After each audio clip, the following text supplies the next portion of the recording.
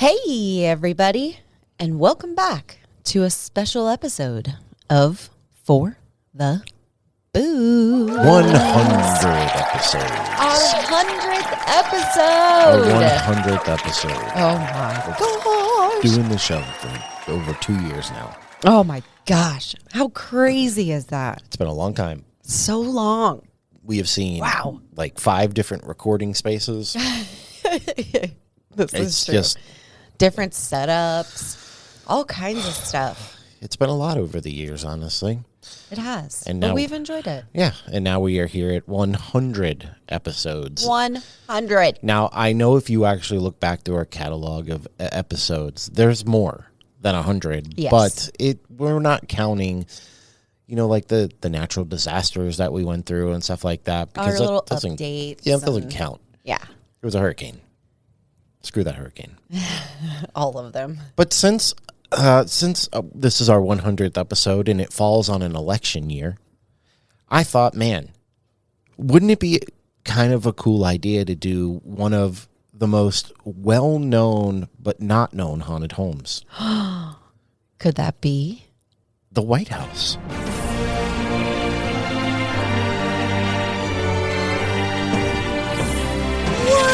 We're going to talk about the White House. Oh, yeah. Because I'm sure many of you know there are claims that the White House is haunted. And I didn't realize until I started, gathering the information for this, how haunted the White House is claimed to be. Oh, okay. I mean, I've known about, you always hear about like Abraham Lincoln. Mm-hmm. Like, you've heard of that, right? Yeah. Okay, and that's all I really knew about.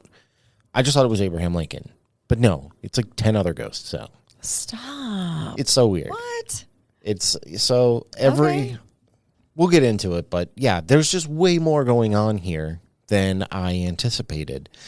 And there's a lot of history because it's the White House. This is like one of the few episodes, though. I'm not actually going to give you any history on the area because it's Washington, D.C. You're an American. Most likely, some of you listeners aren't, but the majority of you are. And it's Washington, D.C. It's one of the most well-known places, probably in the world. Yeah. So it's Washington, D.C. Okay, there's stuff there. Politicians live there. It's where they I've been there. It's where they steal all their money. Yeah, I went on a trip there once. Actually, it's one of the places I've never been. Really? Yeah. It was pretty cool. It was cool. I like the Washington Monument and stuff like that. It Did was you neat. go sit in Big Daddy Lincoln's lap? No. Oh. But we were standing in front of him. I did not sit on his lap. Did you ever hear Big Daddy Lincoln. Did you ever hear the rumor that he might have been gay? Nothing could see wrong with that. that, but Not I've at all. there's rumors that float around the internet about they had a feeling that Lincoln may have been gay, and during that time Interesting. it wasn't very. Yeah, it's not You cool know. back then. Well, it's not that even that it wasn't cool. It's just it wasn't the norm. So Right. just thought that was interesting. It's something Huh. I've heard a lot I've never of. heard that before. But I think we should go ahead and get into this. The history portion's a little longer than it usually is, so I'd like to get to reading this. Okay. And might I say, babe, you cut your hair and you're looking mighty handsome. Well, thank you. I'm very sore, and my chest muscles hurt super bad. So All that weightlifting. yes. So let's go. Let's do this. Let's take a trip to our nation's capital, All right. to one of the most famous haunted houses of all time, the White House. Let's do it.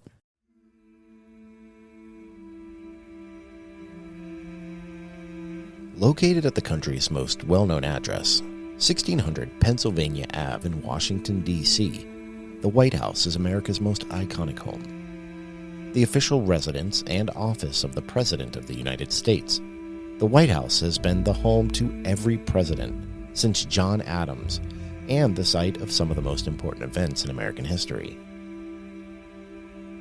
Set on 18 acres of land, the White House is made up of executive residence, the East Wing, and the West Wing, with its famous Oval Office. Today, the residence includes 6 levels with 132 rooms, including 16 family and guest rooms and 35 bathrooms, and is spread over 55,000 square feet. Now, the White House has been home to every president from John Adams to Joe Biden, And it is an enduring symbol of democracy and one of the most recognizable buildings in the world, attracting 500,000 visitors annually.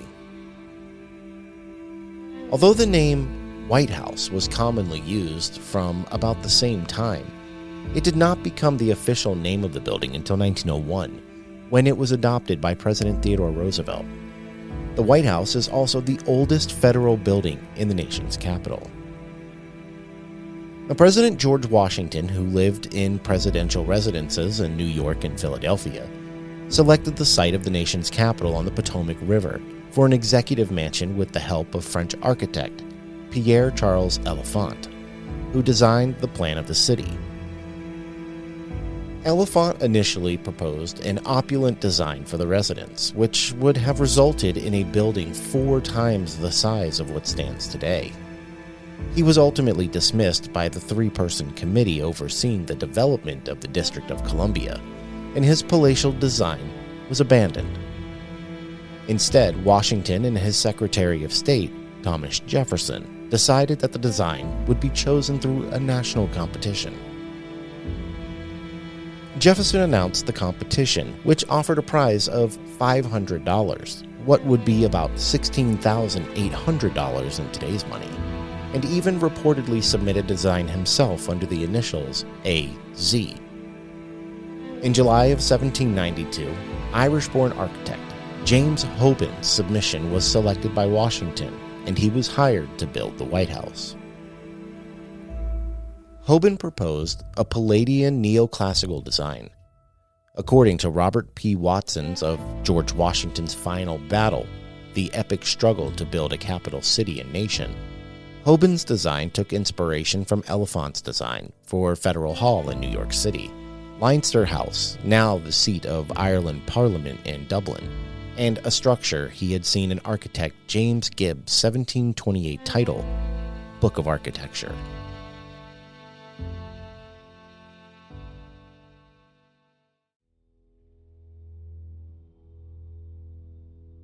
Construction began in October of 1792 with the laying of the first cornerstone. Quote, I think it's critical to recognize that the initial construction of the White House, as well as other early 19th century projects, like the reconstruction after the burning of the White House, relied on the labor of enslaved people, and these laborers worked alongside European craftsmen, wage laborers, and African Americans that were free to do this work, says Sarah Fling, a historian at the White House Historical Association. The building was constructed between 1792 and 1800 using aqueous sandstone from the Government Island Quarry, also a supplier of stone for the exterior of the U.S. Capitol, bricks made in kilns near the site, and lumber from the forests in Maryland and Virginia.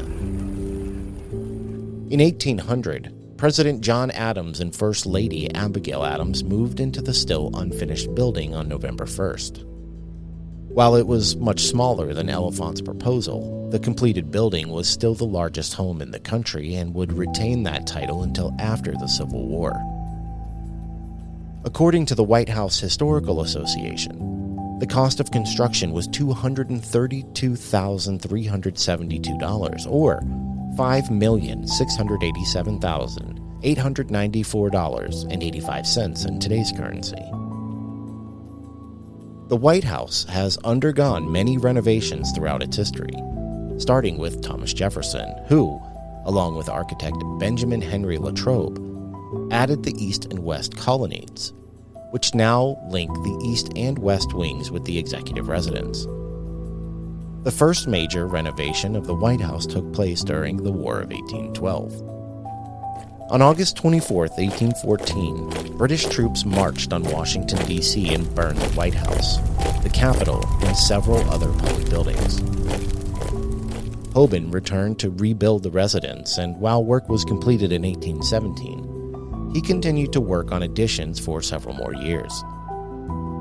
In 1824, he added the south portico for James Monroe, and he constructed the north portico for Andrew Jackson from 1829 to 1830.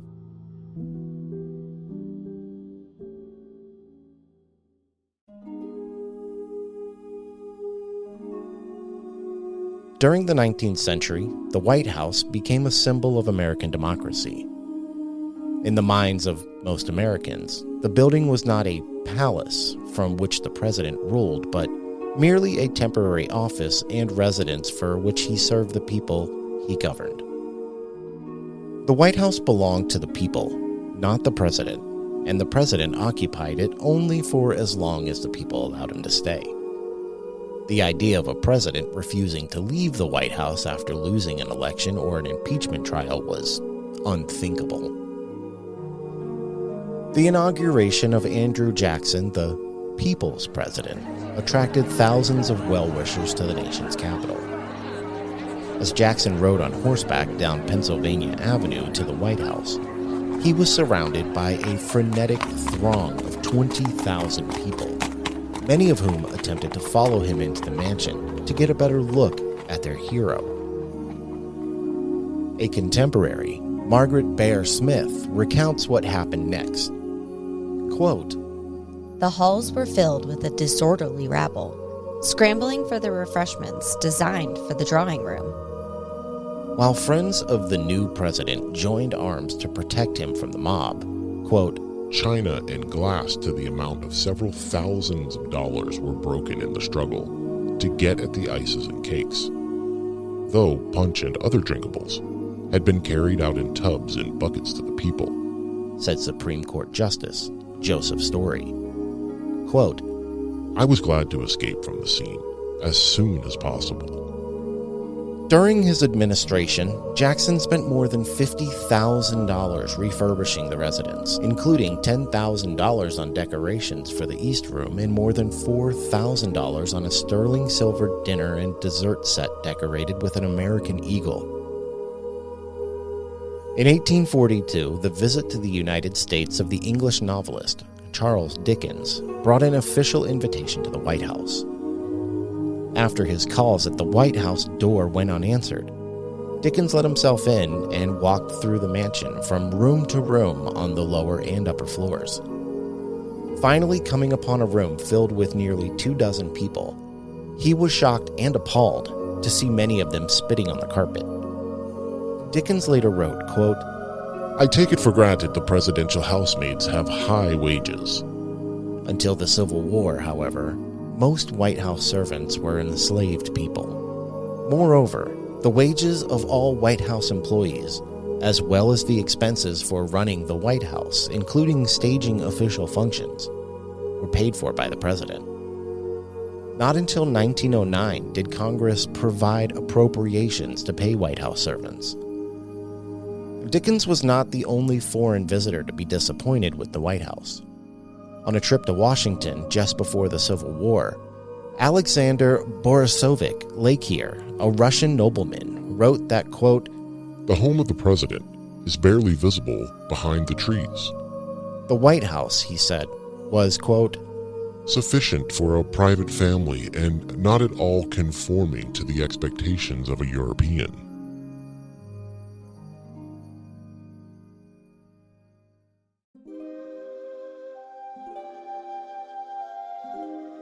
Subsequent changes to the building in the 19th century were relatively minor.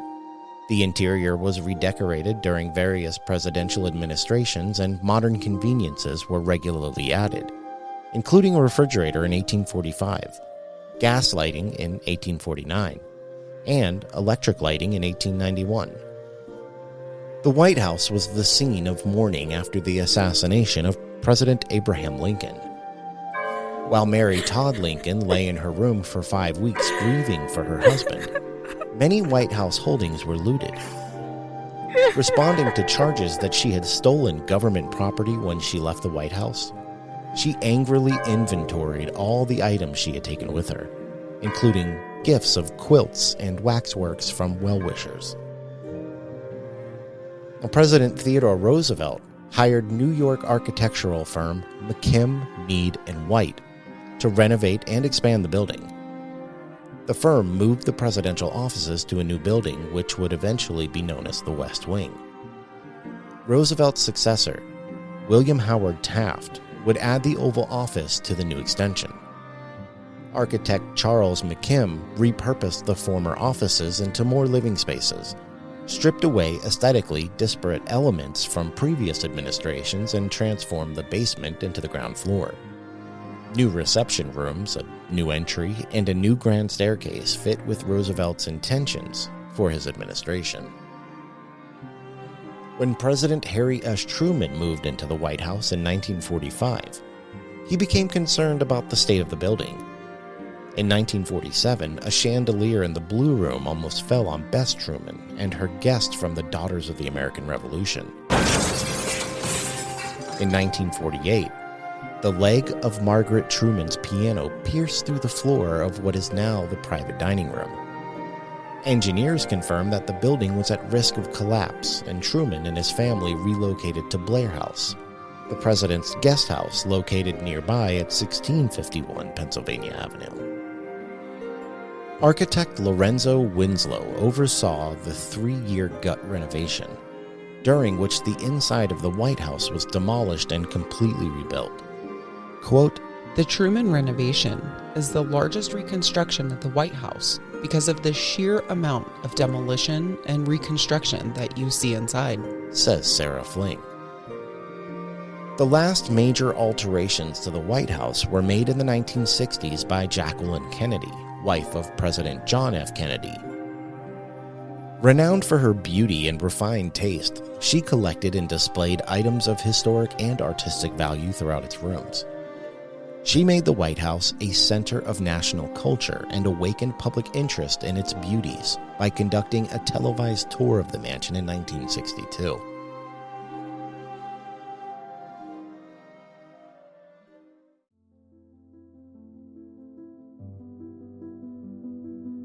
Additions have been made to the White House and its grounds to accommodate the sports and recreational pursuits of presidents and their families, staff, and guests.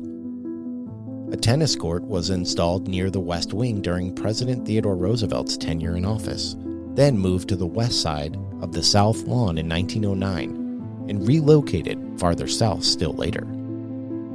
President Barack Obama had removable baskets and basketball court lines added to the court so that both tennis and full-court basketball games could be played on it. President Franklin D. Roosevelt had a heated indoor swimming pool built in the West Wing, in a space later converted into the press room, and President Gerald Ford had an outdoor pool constructed on the South Lawn. A putting green was installed for golf lover President Dwight D. Eisenhower. President Truman was not an avid bowler, but friends from his home state, Missouri, financed the building of the bowling lanes in the West Wing for him in 1947. Because those lanes were taken down in 1955, President Richard Nixon, who was a dedicated bowler, had a subterranean single-lane bowling alley installed beneath the area of the North Portico in 1973. The White House has had thousands of occupants over the years, from presidents and first families to White House staffers, chefs, and groundskeepers. So it's something of a marvel that in the 224-year history of the White House, only 10 people are known to have died inside the building, according to the White House Historical Association anyway. That short list includes 2 presidents, 3 first ladies, and 1 first child.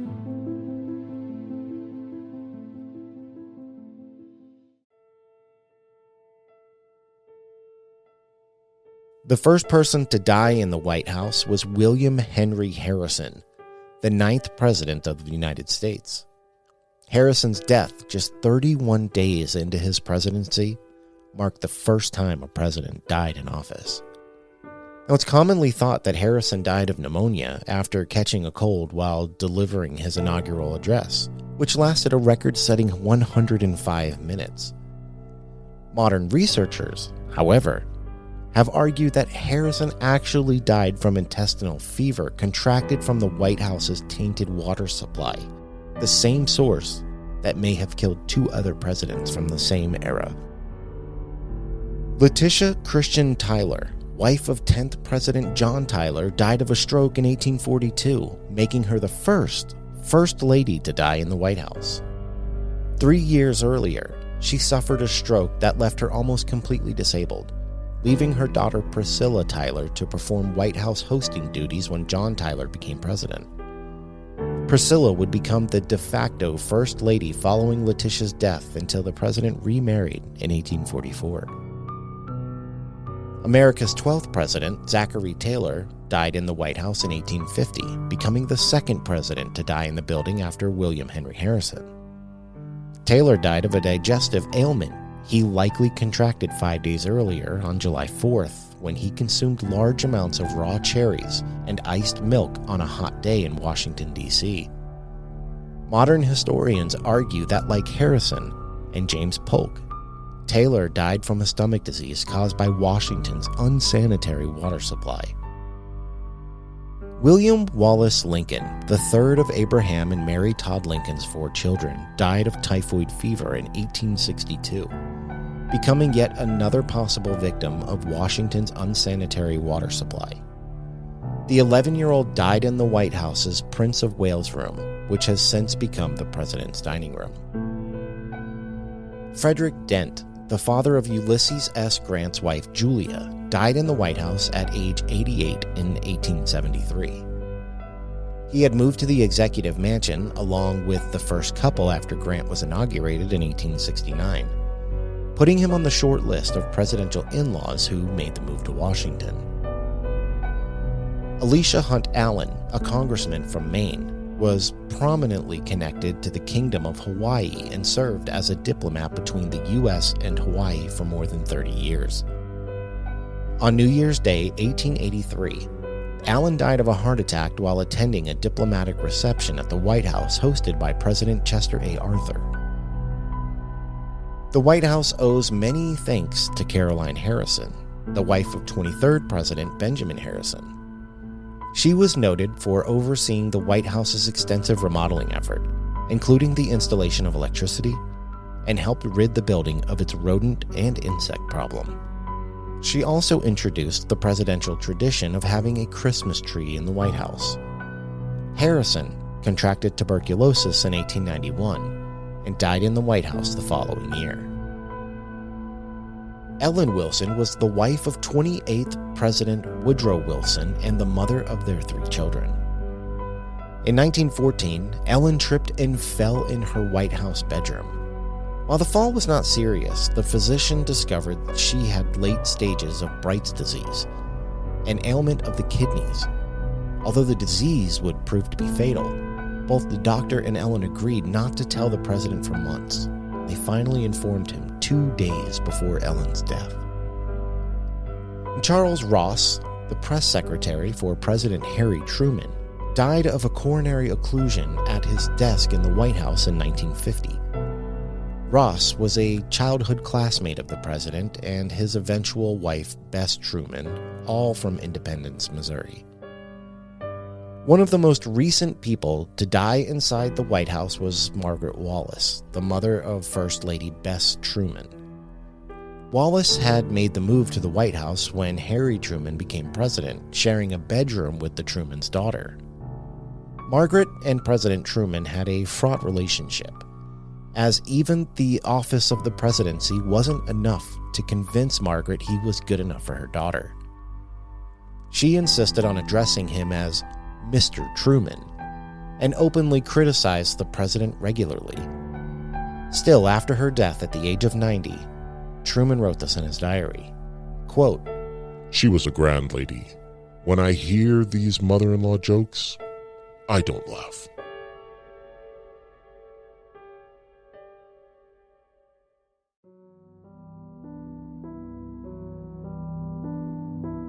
And this isn't to say there have been no unreported deaths over its long history. The home has stood the test of time, survived wars, most recently an insurrection, and yet it still stands as an example of American democracy. I'm sure we've all heard the stories of the White House being haunted, and honestly, we can see why. But by who? And is there any evidence of it being true? Well, I guess we'll have to find out together.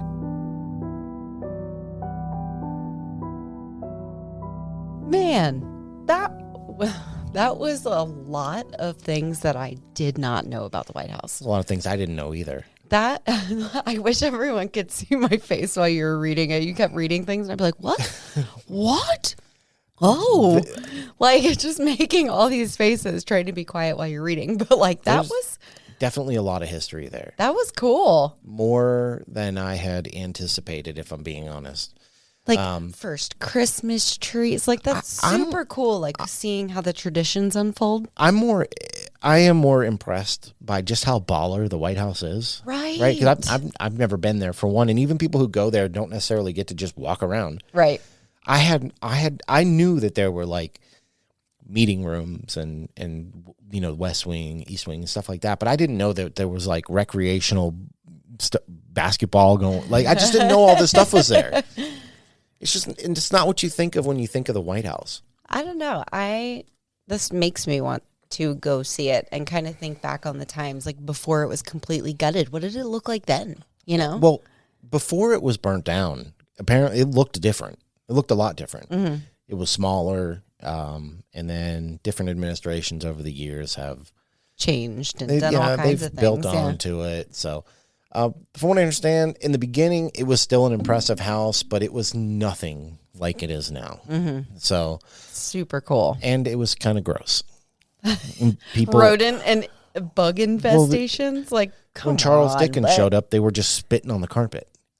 Oh, they were just so gross, hocking loogies. Like it's disgusting. I mean, that's not. Yeah. I'm glad we've gotten away from that. And they treat it at least a little bit better. So why though? Because it's the 1800s. I don't know. Oh my God. Okay. But we are going to take a break, and when we come back, we're going to get to learn about all the haunted stuff that's happening here, because I didn't realize that there was so much happening at the White House. Yay. I'm excited. We will be right back after a word from people who don't sponsor us.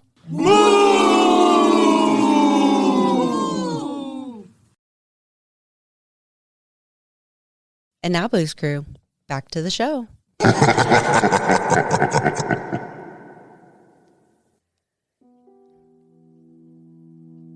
The most famous address in America, 1600 Pennsylvania Avenue, is also perhaps the country's most famous haunted house.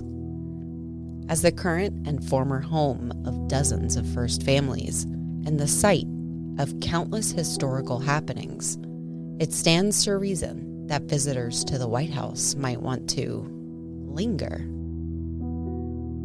According to the White House Historical Association, some have possibly lingered for years, haunting the hallways of the iconic People's House for hundreds of years.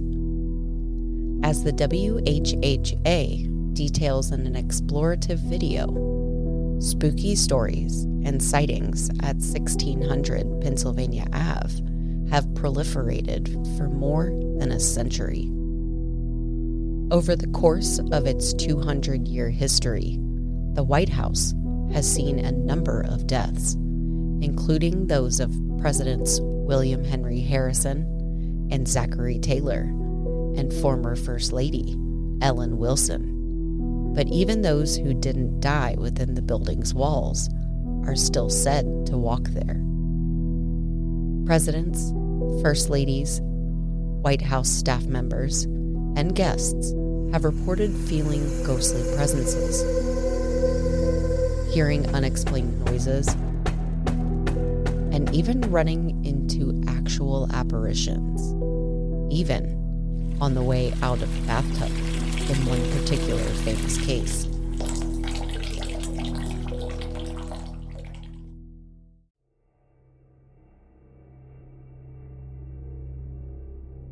One night in the 1940s, according to a well-known story, British Prime Minister Winston Churchill was kicking back at the White House. He had just emerged from a hot bath to stroll into the adjoining bedroom, naked and smoking a cigar. But it turned out he had a surprise visitor. Leaning against the fireplace mantel, Abraham Lincoln, or rather, what he believed to be his ghost. Churchill didn't miss a beat. Tapping the ash off his cigar, he said, "Good evening, Mr. President. You seem to have me at a disadvantage." Lincoln smiled, then disappeared. Churchill, who didn't rattle easily, refused to sleep in that bedroom ever again. The White House, haunted? If all the ghost sightings from the White House staff, first families, and other famous leaders who have been spooked here are to be believed, 1600 Pennsylvania Ave is packed with apparitions. In 1824, Andrew Old Hickory Jackson was defeated by John Quincy Adams in one of the most contentious presidential elections in history. Elected president 4 years later, the surly Jackson continued to hold grudges against those who had supported his opponent. In the early 1860s, First Lady Mary Todd Lincoln, who believed strongly in the occult and reportedly held seances in the White House to commune with the spirits of her dead sons, told friends she had heard Jackson stomping and swearing through the halls of the presidential residence. The Rose Room, Jackson's bedchamber while he was president, is believed by some to be one of the most haunted rooms in the White House. Jackson's ghostly presence also showed up in the White House correspondence of Harry Truman, America's 33rd president. In June 1945, just 2 months into his first term, Truman wrote to his wife, Bess, of the spooky quality of his new residence. Quote, "I sit here in this old house and work on foreign affairs, read reports, and work on speeches, all the while listening to the ghosts walk up and down the hallway, and even right in here in the study. The floors pop, and the drapes move back and forth. I can just imagine old Andy and Teddy having an argument over Franklin."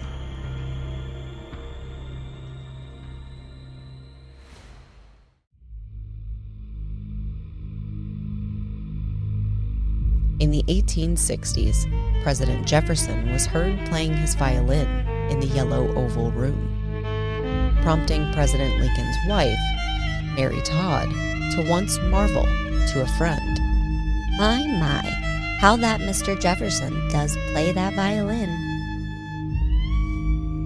The wife of the nation's second president, John Adams, was the First Lady to live in the White House. Abigail Adams used the East Room to dry sheets.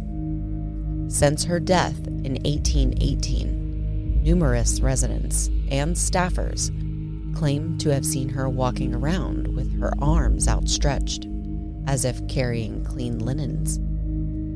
The majority of these sightings and smellings of Abigail Adams and her washing reportedly occurred during the Taft administration, when both servants and family members reported sensing her presence and even seeing her walk through closed doors.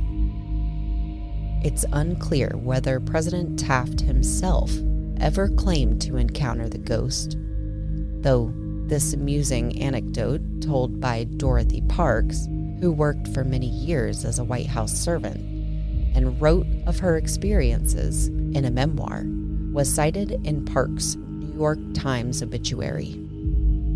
As she described it in her book, on one of her first visits to the White House in 1909, her mother turned down the president's bed, then left her daughter in the bedroom, ordering her to stay put while she took care of some brief duties elsewhere.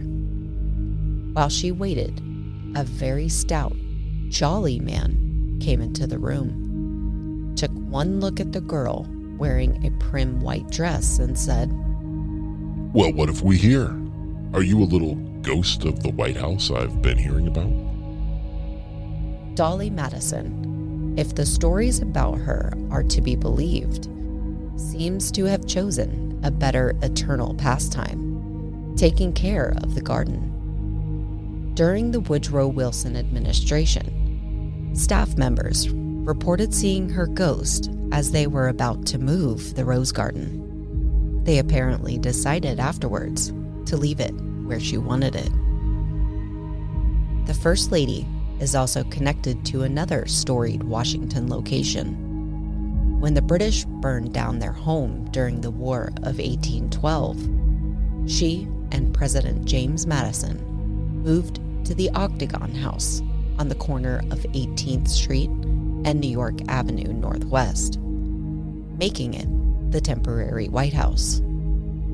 Unexplained occurrences have been linked to the deaths of 3 women, including 2 daughters of the wealthy man who built the house. In both incidents, according to newspaper accounts, the women had argued with their father about who they wanted to marry and then fell from the same staircase. In 1791, this guy sold the government most of the land on which the White House and the entire city of Washington, D.C. now sits. Since then, his voice has been heard by a guard and a valet in the Oval Office saying, "I'm Mr. Burns."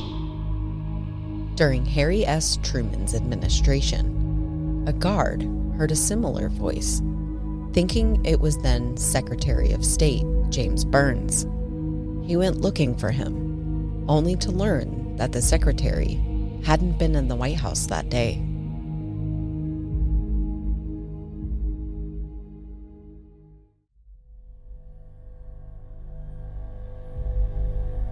President Lincoln isn't the only one in his family haunting the White House. Lincoln's son Willie, who died in the White House at the age of 11, most likely from typhoid fever, was reportedly seen not only by his parents, but also by staff of the Grant administration in the 1870s. In 1865, Mary Surratt was convinced of conspiring to assassinate President Lincoln and sentenced to death.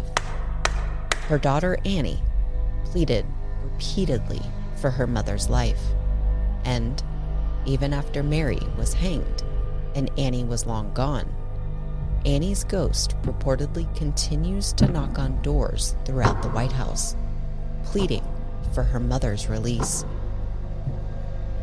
But back to the most famous White House ghost. Lincoln has been spotted by the likes of President Theodore Roosevelt and First Lady Grace Coolidge. Most famously, Queen Wilhelmina of the Netherlands, who was sleeping in the Lincoln bedroom, heard a knock and opened the door to see him standing there in a top hat and coat. She immediately fainted, and in case you're thinking all these spiritual sightings are ancient history, there's some evidence that Lincoln's ghost was still kicking around as recently as the Reagan administration. White House curator Rex Scouten recalls how Ronald Reagan's dog would enter any room in the White House except the Lincoln bedroom. In a 1903 article, a longtime White House servant lamented how renovations had cleared the mansion of the spirits that kept him company on lonely nights. He described them as gliding up public stairways and down private ones. It's the truth, the gospel truth, said Jerry Smith, who was described as spending a quarter century at the White House. Times are not what they used to be about the house. Ever since I first went to the White House, I have seen the spirits of Mr. Lincoln and other presidents as they died. But you know that they don't like new places, and I never see a sight of Mr. Lincoln or General Grant. Mary Eben, who worked for Eleanor Roosevelt, reported seeing him on his bed, pulling on his boots. Her screams apparently brought Secret Service agents running. Mrs. Roosevelt, in a 1932 talk about life in the White House, told a group in San Antonio that she felt another presence when she worked in a room where many presidents had also worked. I get a distinct feeling that there's somebody in the room, she said. A recent occurrence to note is that during an April 27th, 2021 press briefing in the White House, Press Secretary Jen Psaki joked with a reporter that an odd noise in the room was maybe caused by Lincoln's ghost.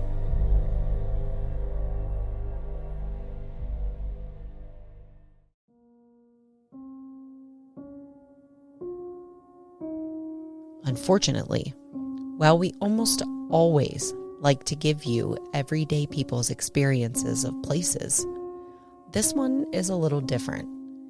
It is in fact a home and a place many people have died, but it is the White House. So just walking in or even scheduling a ghost hunt isn't exactly an everyday occurrence at this location. Even with all that, there is an impressive amount of documented paranormal activity at this location, from former employees right down to presidents themselves. It seems as if the spirits are not shy about making their presence known here. If it comes as a surprise to you that the White House has a long history of reported hauntings, remember where most haunted house stories take place: in stately old mansions dripping with history and family tragedy. What better setting for a good old-fashioned haunting than the White House?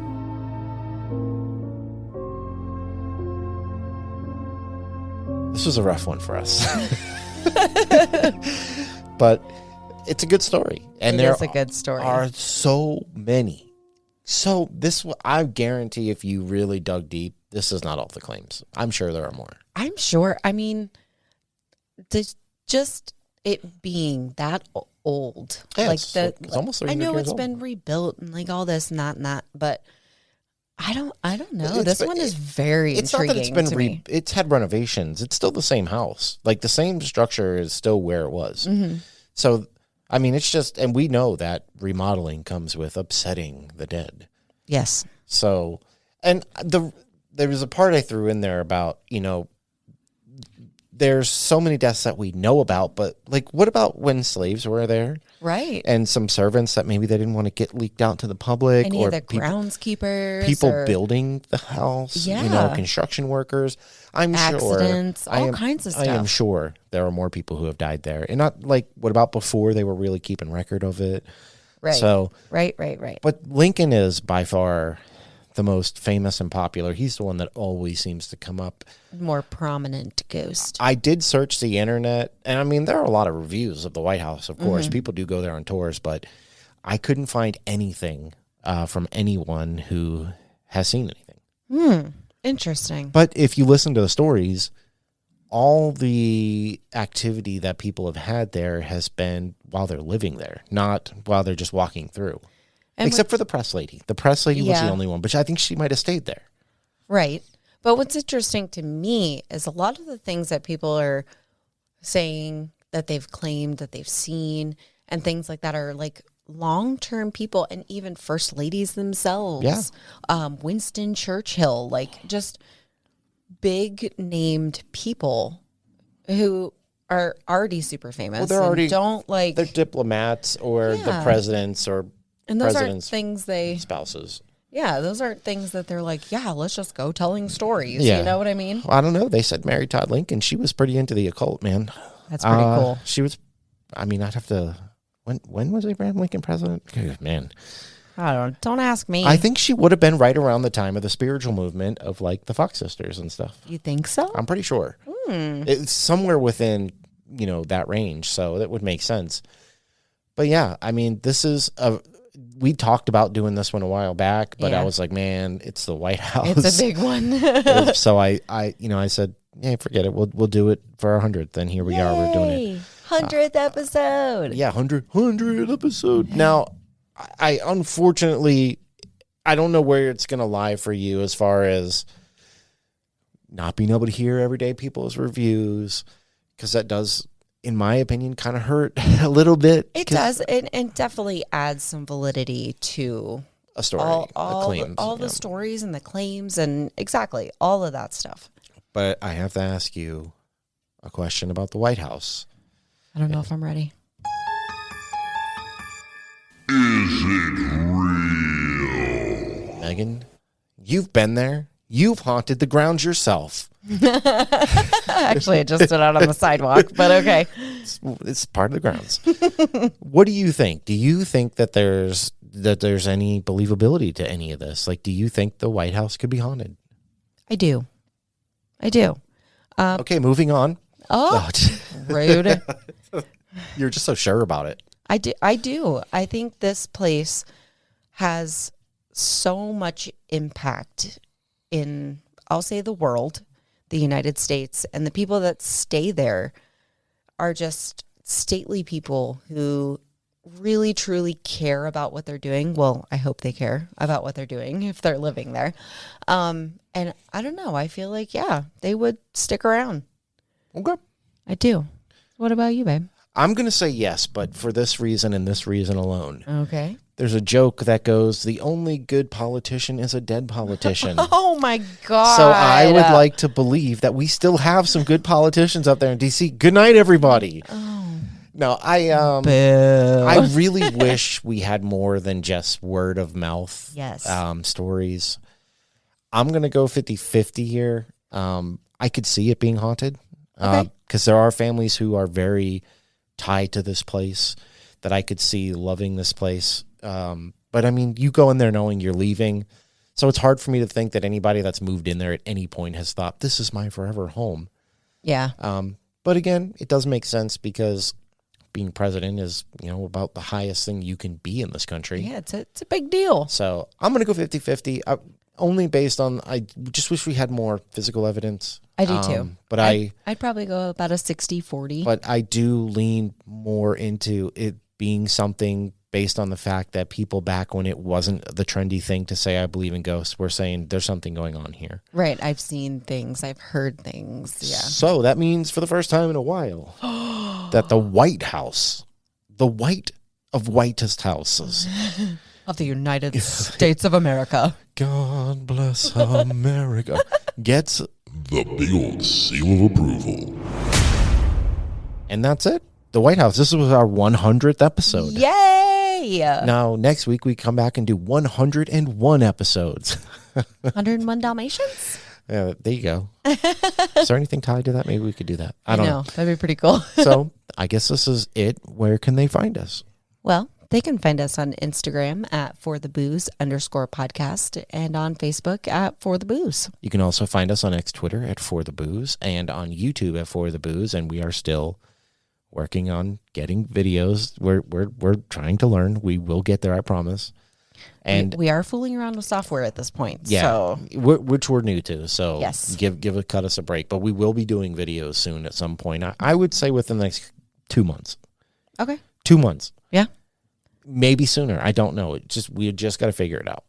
But don't forget to send in your listener stories or location suggestions or whatever to forthebooth12@gmail.com. We are always happy to do things that you want us to do. That's right. And don't forget to leave us 5 stars, rate and review everywhere you listen, especially on Apple, but we'll take them anywhere because we love you guys. And we do. I guess this is going to be it for this week. It is. Thank you, everybody, so much for listening to our 100th episode 100 of this podcast. Woo! We love you all so very much, and we will see you in the next one. Bye. Bye. 100.